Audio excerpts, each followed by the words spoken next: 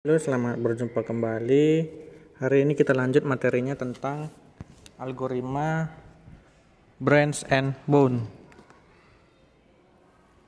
Jadi, algoritma branch and bound di sini yaitu algoritma yang merupakan metode pencarian di dalam ruang solusi secara sistematis.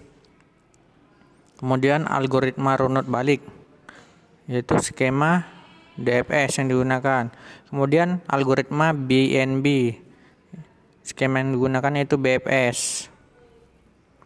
Untuk mempercepat pencarian ke simpul solusi, maka setiap simpul diberi sebuah nilai ongkos kos.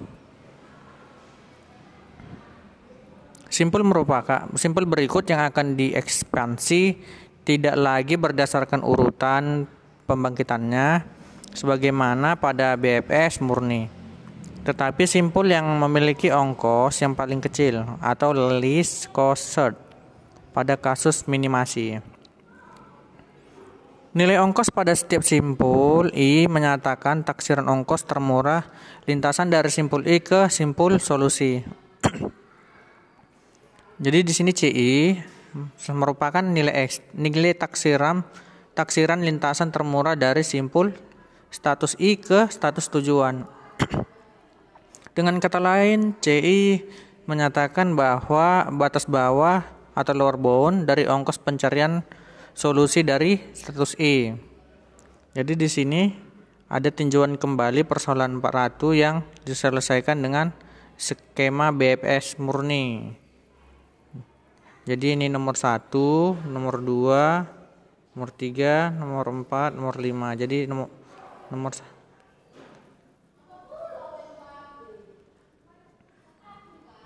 Jadi ini dia untuk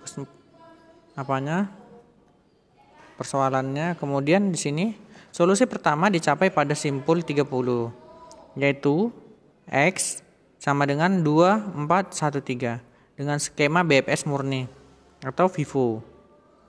Kita harus memperluas dulu simpul 12, simpul 15 dan simpul 16 sebelum memperluas simpul 22 yang melahirkan simpul solusi yaitu simpul 30. Pada algoritma BNB, pencarian ke simpul solusi dapat dipercepat dengan memilih simpul hidup berdasarkan nilai ongkos atau cost. Setiap simpul hidup diasosiasikan dengan sebuah ongkos yang menyatakan nilai batas atau bound. Simpul hidup yang menjadi simpul E ialah simpul yang mempunyai nilai batas terkecil. Untuk setiap simpul X, nilai batas ini dapat berupa HOR78. Jadi sini keterangannya, jumlah simpul yang diupa pohon X yang perlu dibangkitkan sebelum simpul solusi ditemukan atau panjang lintasan dari simpul X ke simpul solusi terdekat, misalnya dengan ukuran B. Ini dia untuk simpul solusinya. Pemberian nilai batas seperti pada persoalan N1 di atas adalah nilai batas yang ideal karena letak simpul solusi diketahui.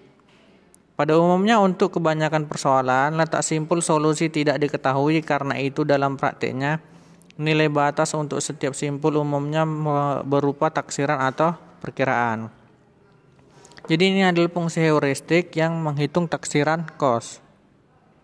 CI sama dengan FI ditambah GI. Jadi CI di sini ongkos untuk simpul I, kemudian FI ongkos untuk mencapai simpul I dari akar, kemudian GI sama dengan ongkos mencapai simpul tujuan dari simpul I.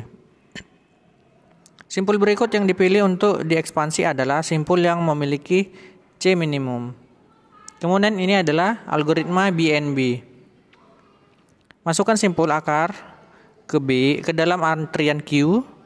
Jika simpul akar adalah simpul solusi goal node, maka solusi telah ditemukan atau stop. Jika Q kosong, tidak ada solusi stop. Jika Q tidak kosong, dipilih dari antrian Q simpul I yang mempunyai CI paling kecil jika terdapat beberapa simpul I yang memenuhi. Pilih satu secara sembarangan. Kemudian jika setiap simpul I ialah simpul solusi, berarti solusi sudah ditemukan stop.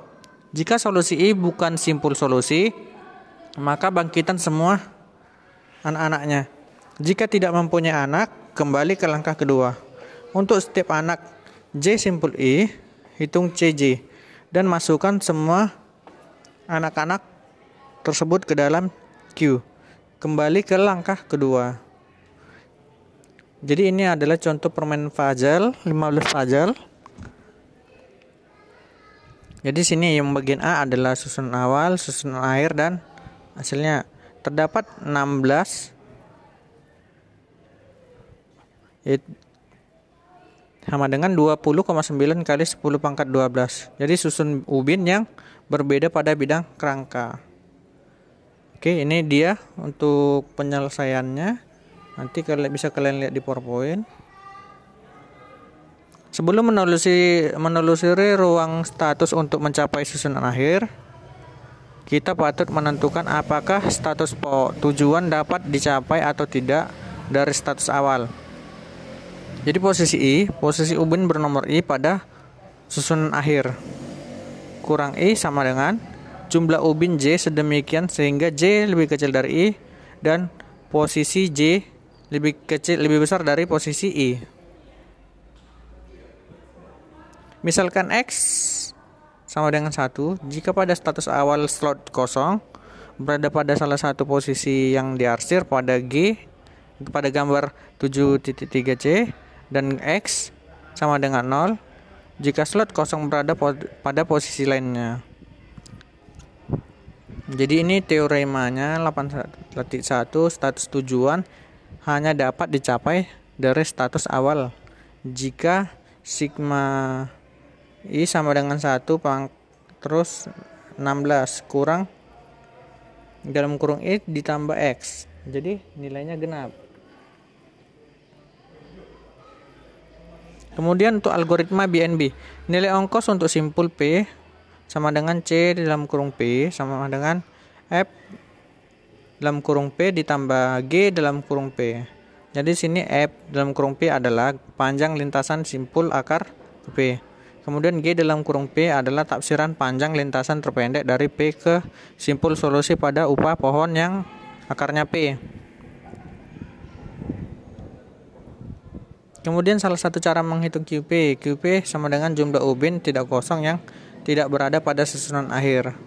Paling sedikit sejumlah GP perpindahan harus dilakukan untuk mentransformasi status P ke tujuan.